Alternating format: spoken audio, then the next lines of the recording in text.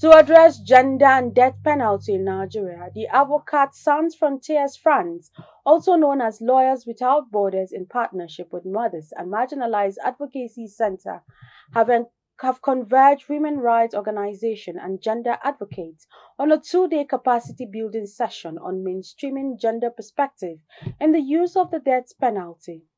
Clever News Imofonokun has the details.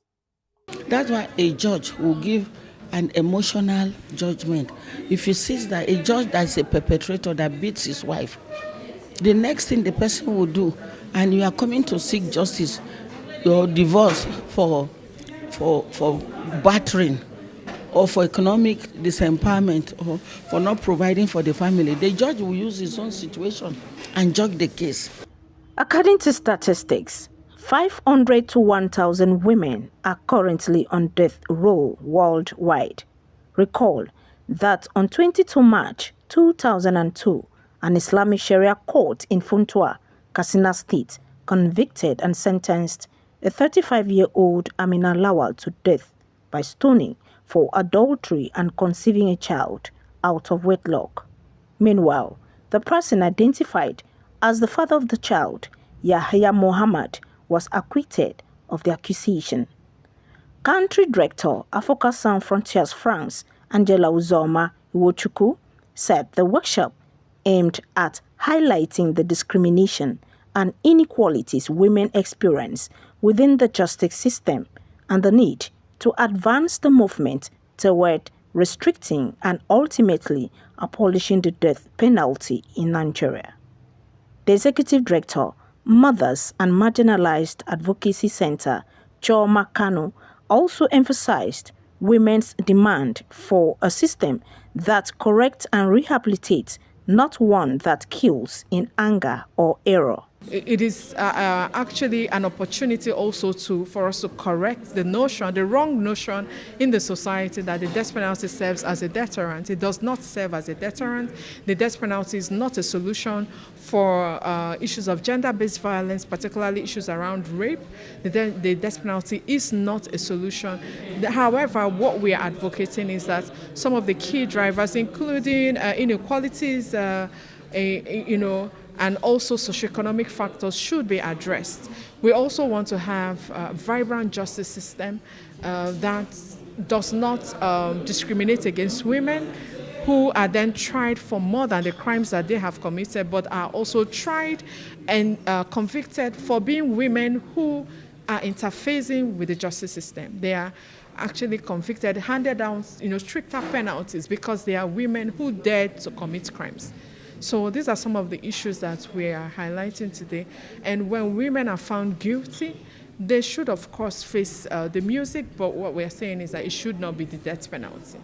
It can be other forms of punishments, and we also can look at other mitigating factors. Women are caregivers in the society. They would care for the elderly, they would care for the children, and when you apply the death penalty to them, then you are further you're exasperating an already very terrible situation. And it's very, very important to us at Mama Center because we are women. Also, we have this convening for women, we mobilize. So, and it is very important for women to actually start talking about death penalty and also start viewing death penalty, death row through gender perspectives so that we can see that it is not even to our best interest. As women, as mothers, we bring people, we bring life, we bring about life. So we should actually be preaching life instead of death. A woman advocate, Ene Ede, said despite the prevalence of domestic violence, judiciary has failed to address the culpability of women defendants. I was married up before my 9th birthday. And I remember it was much later, it was even recently, I began to see that, okay, this man consummated the marriage to the extent that before I was 12 years, he had disvirgined me. So what if I got pregnant? And what if but I was always resisting him. I didn't, not that I was taught to resist him. So what if in the process I pushed him and he hit his head? Were you going to charge me for murder? Many will say, this small girl is a murderer. They will not say that young girl that they placed on her the role of a married adult. When I once told somebody how I ran out of the marriage, he started hating me instantly. This is an enlightened person, a media person. Say, why did you do that? Why did you leave the man? Because I told him that somehow trauma, he couldn't bear the fact that I was not his wife. I couldn't give him children. God saved me. He died. He said, so I was responsible for his death. So if that person had the opportunity of influencing a justice system and I was brought before a court of law, I would have been sentenced to death by hanging or life imprisonment. So the justice system is using the bias of culture, misguided culture and religion to judge women.